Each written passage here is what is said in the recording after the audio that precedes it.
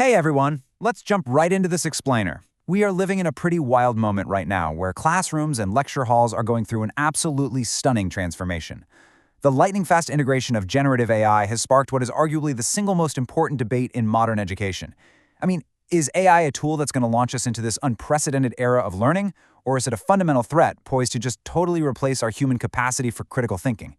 Stick with me, because today we're dissecting this incredibly fragile boundary between the power and the peril of AI. Here's how we're going to break this down today.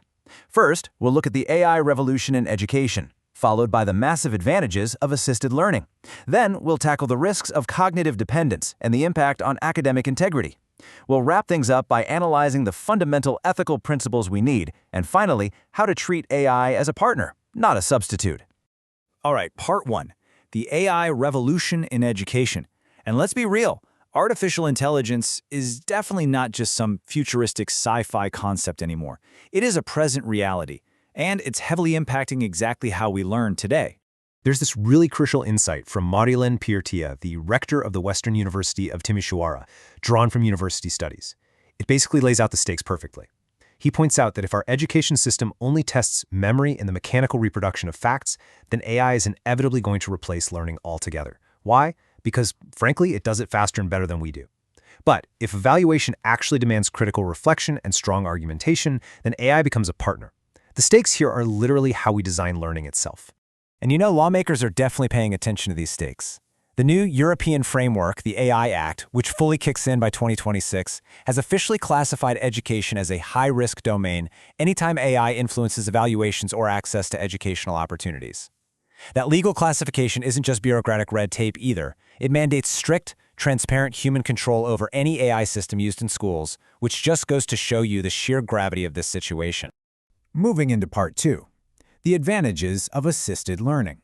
So why exactly are students and teachers so incredibly eager to jump on the ChatGPT bandwagon?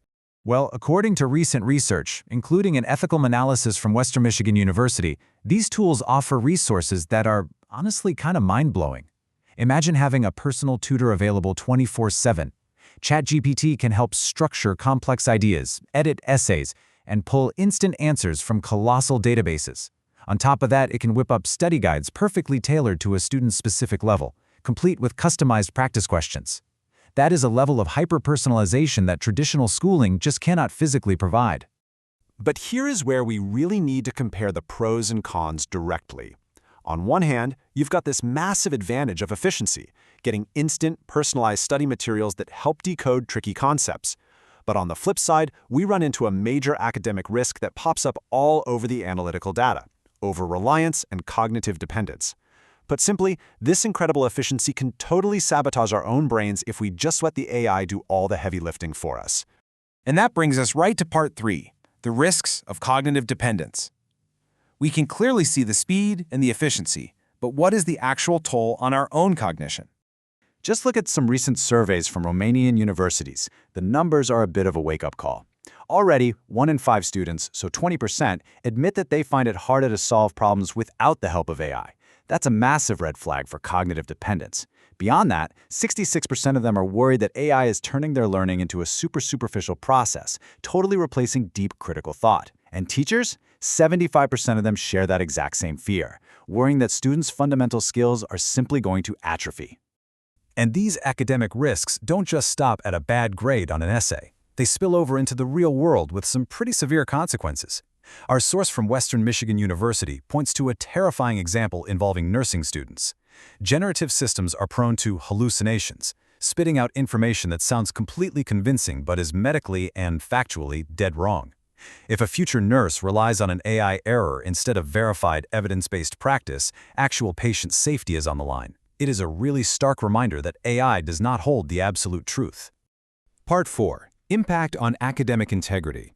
All of this blind trust in tech means we literally have to redefine what it even means to complete academic work.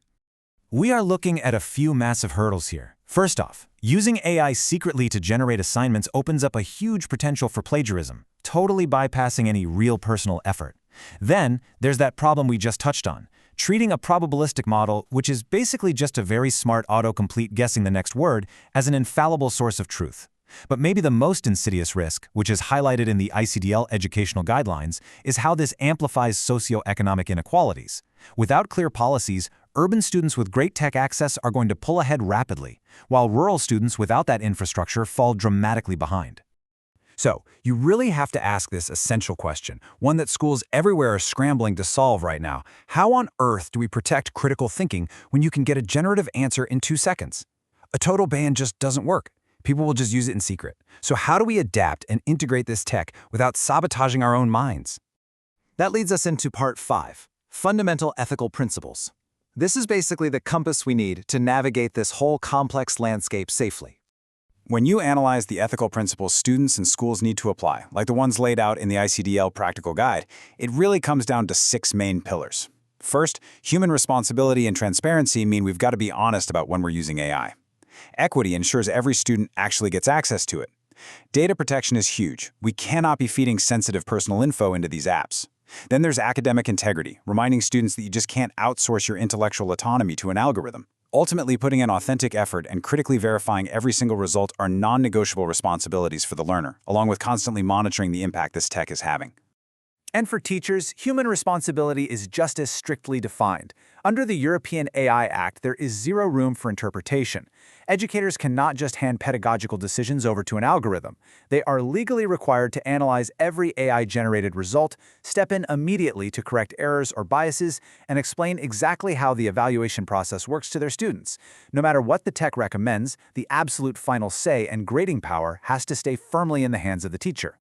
Finally, Part 6. AI as a partner, not a substitute. How do we redefine our relationship with AI so that it's a tool that works for us rather than one that replaces us? The big takeaway here is that we have to completely rethink the classroom. We can't just grade a final written essay anymore, because, let's face it, ChatGPT can spit one out in 3 seconds. We have to evaluate critical reflection. We need to see how the student thought through the problem, how they crafted their prompt, and how they actually fact-checked the AI's sources.